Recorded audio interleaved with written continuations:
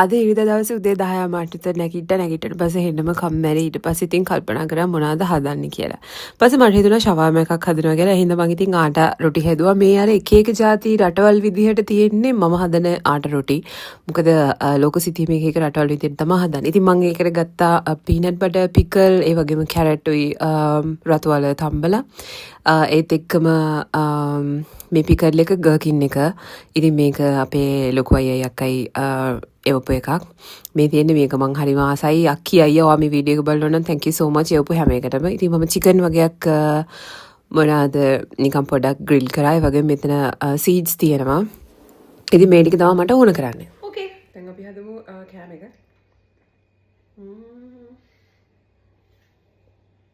එකයි වෙලාවකට බඩගිනි. මට ජිම් යන්නත් තියෙනවා. 3:04 වෙද්දී. Let's make the shawarma. මම peanut butter කන්න කැමති නැහැ. බයි මේ peanut butter එකේ sugar අඩුයි. කැලි තියෙන හින්දා මම මේක කන්න ආසයි. ඉතින් මේක ලොකු මේකක තිබ්බේ. What are you doing? making shawarma. Oh මගේ කර කරපු එක ඔයාගේ. කර කරපු එක මගේ. Yeah. Yes. ඒ මේ ඔය කැමරා එක අල්ලන්න.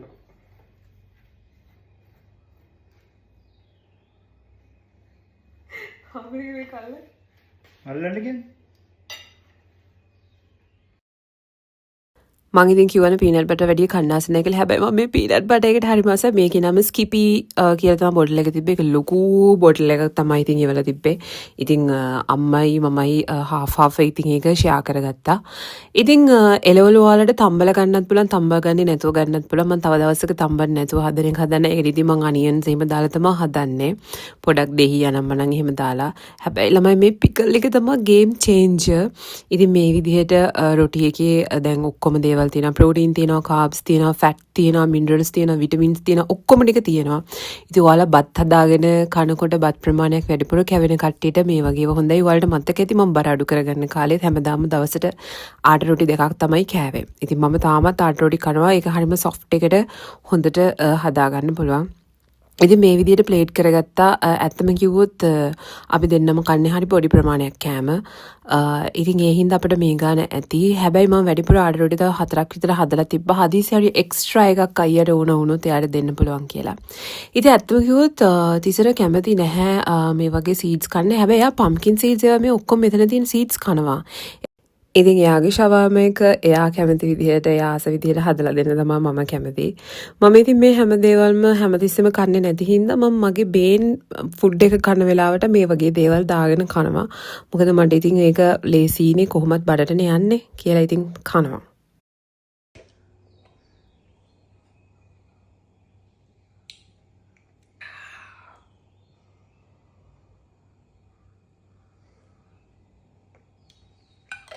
Okay. Pickle juice එක මාරම රසයි. දැන් මේකේ ඉන්නේ හදපු දෙක. මගේ එකේ සීඩ්ස් තියෙනවා. එයාගේ එකට සීඩ්ස් එපා කියලා එයා කිව්වා.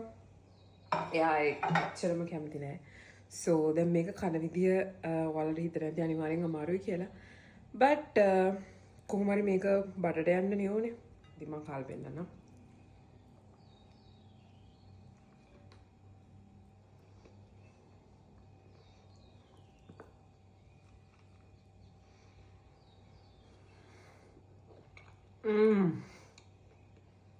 Chicken and everything so nice. මේක තමයි ෂවර්ම එකේ ටේස්ට් එක චේන්ජ් කරන්නේ. The game changer. සද්ද හැරෙන්නේ. ඒ ඔයාලට පුළුවන් කම්මැලි වෙලා මේ වගේ ඊසි කෑමක් හදලා කන්න. ඉතින් ඔක මේකේ ඔක්කොම දේවල් තියෙනවා. ආඩර් රොටි එකේ තියෙනවා, කාබ්ස් තියෙනවා, ප්‍රෝටීන් තියෙනවා, මිනරල්ස් අරඹලන් මේ ඔක්කොම තියෙන ඉතින් වෙජිස් වල විටමින්ස් අර මේ ඔක්කොම. So හදලා බලන්න. දැන් අපි PCOS වලදී හරි බර අඩු කරගත්තී හරි එහෙම නැත්නම් ඇඟ හදද්දී හරි ඩයට් කරනවා කියන්නේ මෙන්න මේකට. එහෙම නැතු නොකා ඉන්නව නෙමෙයි. මේ වගේ කැම හදාගෙන කන එක තමයි සාමාන්‍යයෙන් බත් කන ප්‍රමාණය වල අරම මේවා අඩු කරලා මේ වගේ එකට යන එකෙන් තමයි කරන්නේ. එතකොට ඉතින් ෂේප් එකේ දැන් මම PCOS තියෙන කෙනෙක් කරා මේ ගන්න ෂේප් එකේ ඇඟක් තියාගෙන ඉන්න බලන්න. බයි. කෑම හදලා දීලා බැනුම් අහනවා කියන එක කියන්නේ මෙන්න මේකට තමයි. ඉතින් මේක අපේ ගෙදර හැමදාම වෙන දෙයක්. වද දෙන්න එපා.